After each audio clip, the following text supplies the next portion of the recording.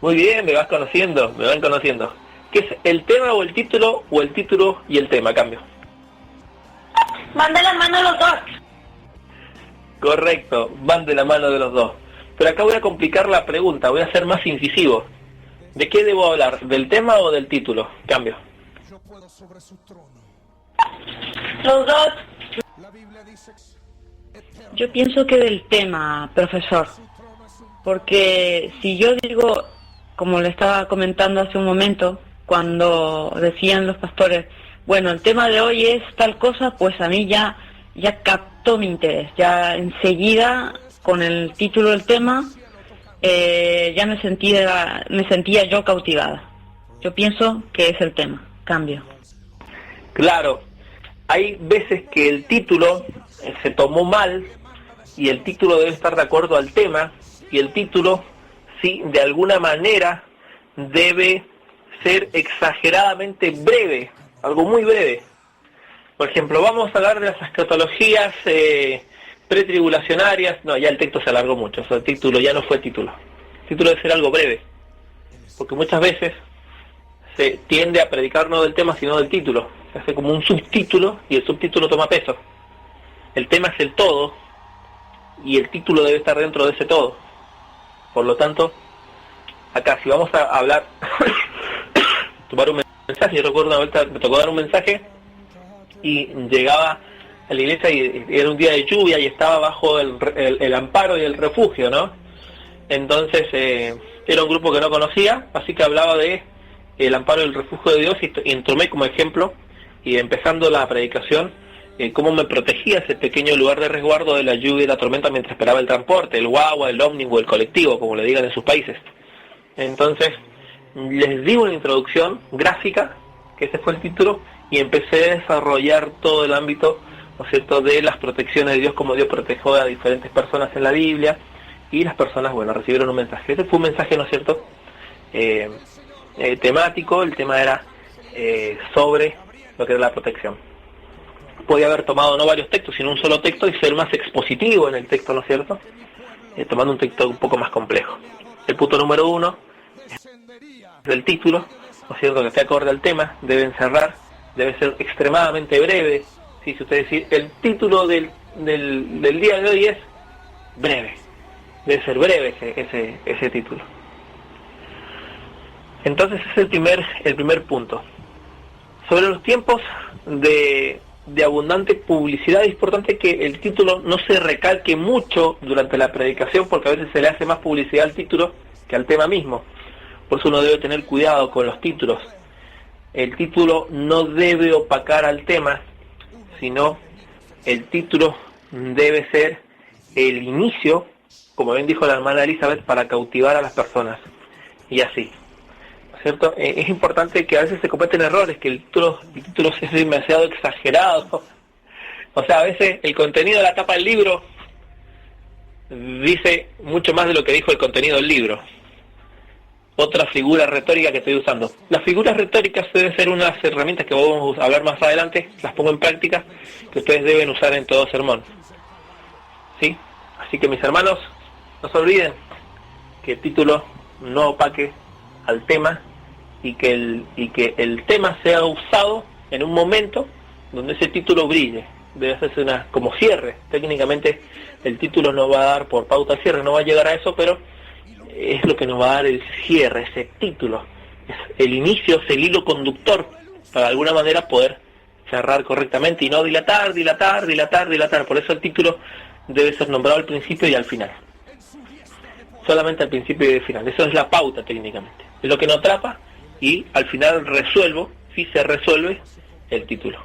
El título, las opciones de título, puede ser un problema, puede ser una pregunta, puede ser una exclamación. Por ejemplo, título: Jesucristo, 100% hombre, 100% Dios. ¡Ah! Hombre, Dios, a la gente que no sabe, esto es la sombra. Pero ya hablamos, ¿no? Entonces después al final explicamos, puede ser un estudio, explicamos y cerramos y concluimos la humanidad y la deidad de Cristo. Cambia. Pues a mí ya me cautivó el título de ese tema. La divinidad y la humanidad de Cristo. Ya me emocioné. El doctor J.H. Jowett dice: tengo la convicción de que ningún sermón será tan en condiciones del escritor totalmente, aún menos predicado. Mientras no podamos expresar su tema en una sola oración gramatical breve, que sea a la vez vigorosa y tan clara como el cristal, yo encuentro que la formulación de esa oración gramatical concluye la labor más difícil, más exigente y más fructificante de toda mi presentación. El hecho de obligarse a formular esa oración desecho cada una de las palabras imprecisas, ásperas, ambiguas, disciplinando el pensamiento hasta encontrar los términos que definan el tema con estructura, exactitud, contribuyente a los factores más vitales y esenciales de un sermón. Bienvenidos a la congregación del Primer Libre de Alianza de Iglesia. Mientras la frase haya surgido en la mente del predicador con claridad, de una llenura del Espíritu Santo, podemos concluir. Es importante, debemos entender que los principios bíblicos no son de estos conocimientos técnicos que son buenos, sino de una fluida comunión con Dios. Los conocimientos son herramientas que Dios se va a valer para fluir claramente a través de su Espíritu Santo. ¿Preguntas sobre este punto? Adelante, porque vamos a pasar al siguiente punto. Nos vamos por el punto número 3. Cambia. Mi hermano ya está aprendiendo mucho. Una de las cosas que ya aprendí es a observar, más bien a notar, porque observar pues estoy escuchando, ¿verdad? Pero a notar en este estudio, bueno, pues que ya nos dimos cuenta que más que nada el público participante es femenino, aquí el público participante, ¿verdad? Pero más que nada pues pueblo de Dios.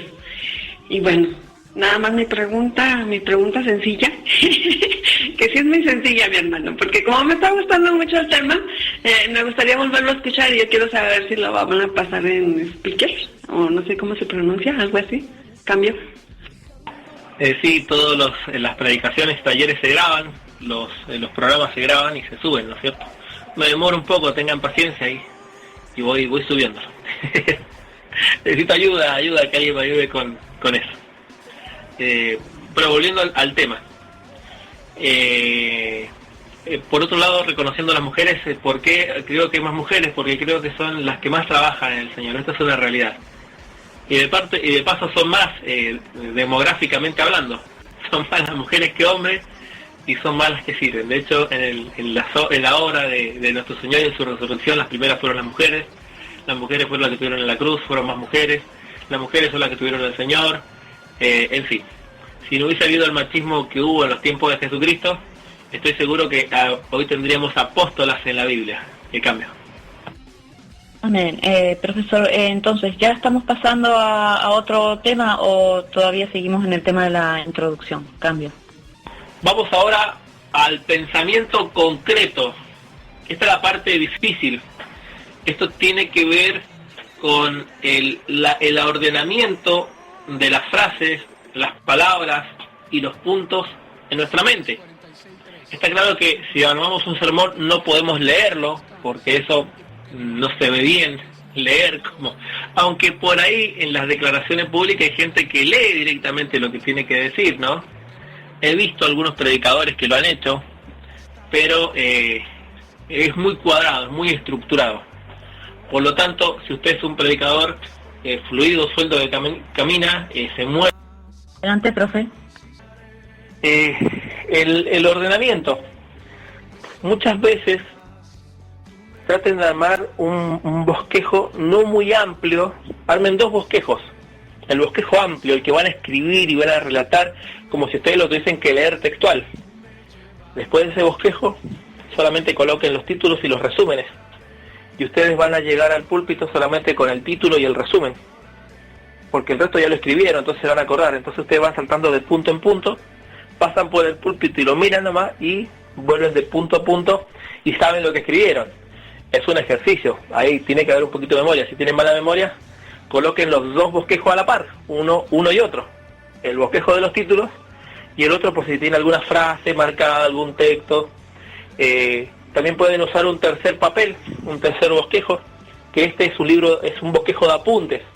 Acá podemos tener, ¿no es cierto?, al lado de esto colocar alguna figura retórica, alguna historia, alguna frase, alguna definición técnica que tengamos por ahí de unas palabras que vamos a hablar, ¿no es cierto?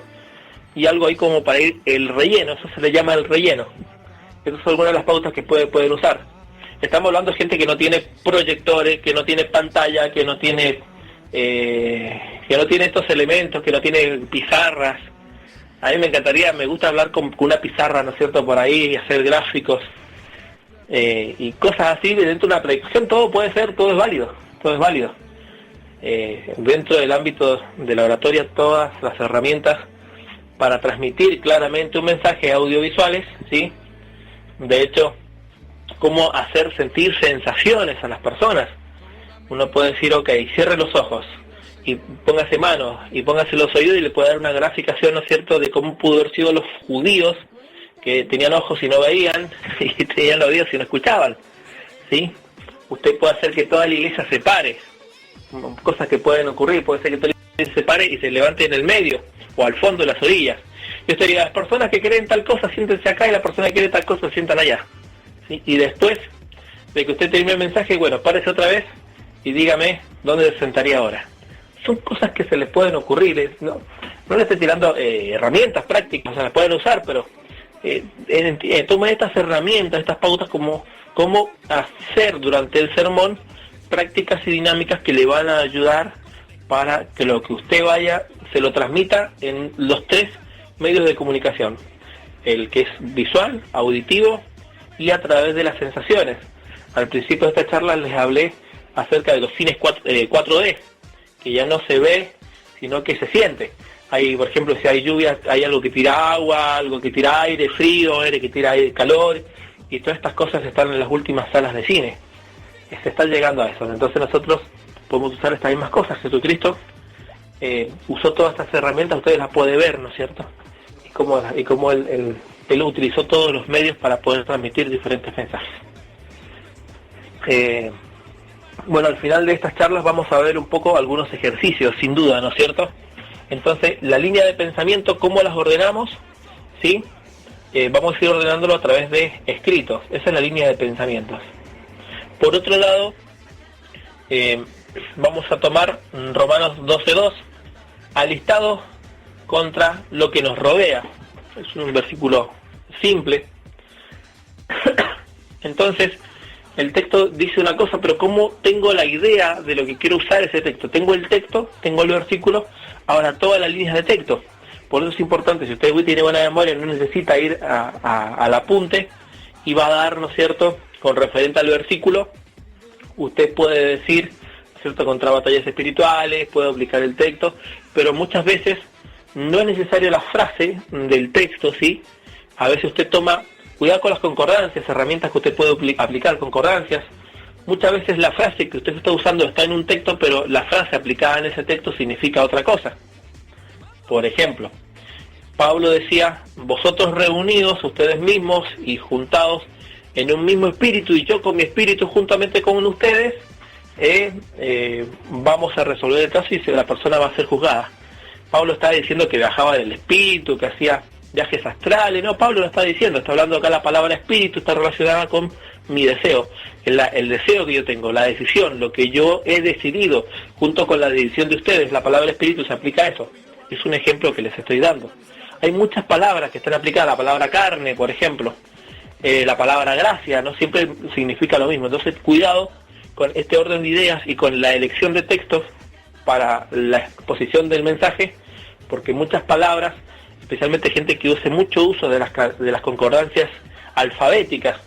Les recomiendo una herramienta, me analiza a ver si quiere una buena herramienta que le pueda ayudar.